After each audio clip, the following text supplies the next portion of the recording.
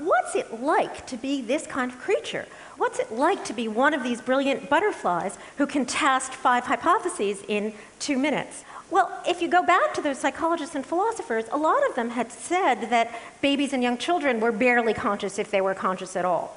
And I think just the opposite is true. I think babies and children are actually more conscious than we are as adults.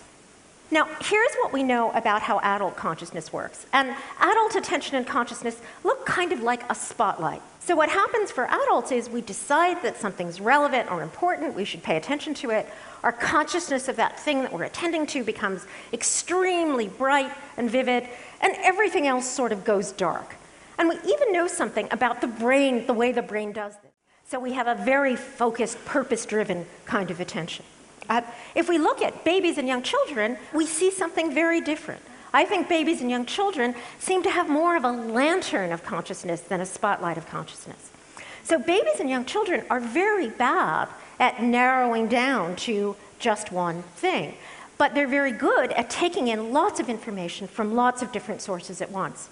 And if you actually look in their brains, you see that they're flooded with these neurotransmitters that are really good at inducing learning and plasticity, and the inhibitory parts haven't come on yet. So when we say that babies and young children are bad at paying attention, what we really mean is that they're bad at not paying attention. So they're bad at getting rid of all the interesting things that could tell them something and just looking at the thing that's important.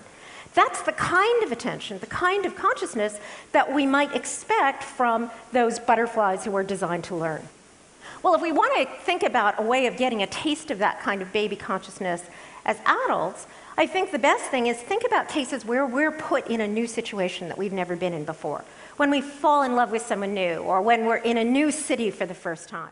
So, what's it like to be a baby? It's like being in love in Paris for the first time after you've had 3 double espressos, which is, that's a fantastic way to be, but it does tend to leave you waking up crying at 3 o'clock in the morning. Now, it's good to be a grown-up. I don't want to say too much about how wonderful babies are. It's good to be a grown-up. We can do things like tie our shoelaces and cross the street by ourselves.